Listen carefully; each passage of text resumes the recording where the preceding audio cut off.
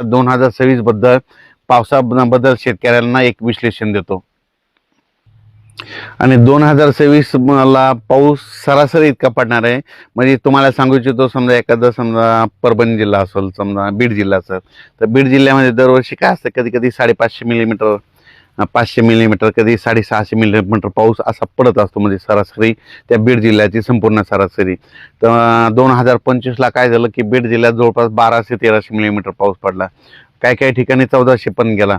मग तितका असा म्हणजे जसा 2026 ला म्हणजे दुप्पट असा पाऊस पडणार नाही, सरासरी इतका म्हणजे जेमतेमच पाऊस पडणार आहे, मात्र पिकं खूप चांगली येणार आहे, म्हणून हा अंदाज सर्व शेतकऱ्यांनी लक्षात घ्यायचा।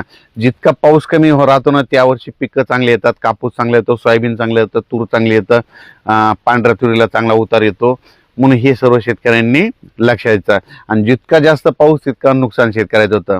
आणि 2026 जर सांगायचं झालं तर काय होणार, थोडा पाऊस कमी राहील, पण काय होणार आहे, सप्टेंबर ऑक्टोबरच्या दरम्यान जे परतीचा पाऊस येईल त्याच्यामध्ये काही काही भागाची सरासरी ओलांडून टाकेल, म्हणजे काही काही मग परतीचा पाऊस काही काही भागामध्ये ते देखील चांगला पडणार आहे, म्हणून हे देखील सर्व शेतकऱ्यांनी लक्षात घ्यायचं। आणि बऱ्याच मला शेतकऱ्याचे फोन आले की यावर्षी आंब्याला खूप मोहर आलाय, तर मी सांगत असतो ना आंब्याला आला, पण तुम्हाला एक सांगतो, मी म्हणत असतो फक्त गावरान आंबा जर पिकला आणि टिकला तर त्यावर्षी पाऊस कमी पडतो, त्यावर्षी म्हणजे पाऊस कमी पडतो, दुष्काळ पडतो, असं मी स्वतःचा प्रॅक्टिकल अभ्यास आहे।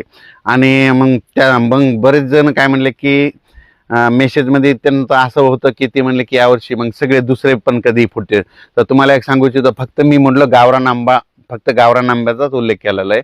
तुम्ही बघा दरवर्षी गावरान आंब्याला कधीच काही लागत नाही, 2 वर्ष येतात तर 1 वर्ष लागत नाहीत, म्हणून हे लक्षात घ्यायचं।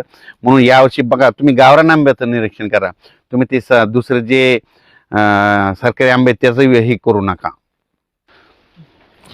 ते जे कलम केलेले आंबे तुम्ही त्याला तर कधी आणलं तरी बी फुलावर लागतं, त्याचा विषय करू नका। फक्त मी म्हणलं गावरान आंबा पिकला टिकला का तुम्हाला एक सांगू इच्छितो की त्याच्यावर अवलंबून असताना तुम्ही काय करा, गावरान आंबा बघा, गावरान आंबा जर टिकला आणि पिकला की समजायचं त्यावर्षी पाऊस कमी होतो, असं देखील माझं मत आहे। त्याच्यानंतर तुम्हाला एक सांगू इच्छितो, तर हे नुसतं सॅटेलाईटद्वारे नाही, तर तुम्हाला सांगतो हे 2026 आहे, तर 27-28 ला खूप पाऊस पडणार आहे। ह्या 2026 ला जर कमी होईल, पण पुन्हा 27-28 न सरासरीपेक्षा जास्त पाऊस पडणार आहे, म्हणून हे देखील सर्व शेतकऱ्यांनी लक्षात घ्यायचं। तसेच एका शेतकऱ्याचा मला एक मेसेज आला होता की ती म्हणला की थंडी जर जास्त असली की त्यावर्षी गावरान आंबे फुटले, तर मी त्यांना लगेच मी ते एक मेसेजमध्ये सांगितलं होतं, फोन करून सांगितलं होतं, ज्या वर्षी म्हणजे थंडी खूप झाली, म्हणजे म्हणजे आपल्या उत्तरेकडे म्हणजे दिल्लीकडे काश्मीरकडे खूप बर्फवारी झाली, त्यावर्षी थंडी झाल्यामुळे त्यावर्षीच फक्त गावरान आंबा मला फुलवारा लागला होता, आणि त्यावर्षी माझा पाऊस कमी पडलेला, असे माझ्याजवळ सगळ्या तारखेवाही लिहून ठेवलेले, म्हणून हे त्या शेतकऱ्याला मी उदाहरण दिलं। म्हणजे त्यांना सांगितलं की म्हणजे उत्तरेकडे खूप थंडी झाली, बर्फवारी झाली, त्या वर्षी मग काय झालं की आपल्या महाराष्ट्रातल्या गावरान आंब्याच्या झाडाला फुलवारा लागला होता, आणि त्या फुलवारा लागल्यामुळं त्यावर्षी नेमका पाऊस कमी झालेला, अशा माझ्यामध्ये नोंदी येतात, मध्ये लिहून ठेवलेलं आहे, म्हणून हे तुम्हाला एक सांगू इच्छितो। तर 2026 ला जेमतेम पाऊस राहणार आहे, म्हणून हा अंदाज लक्षात घ्यायचा।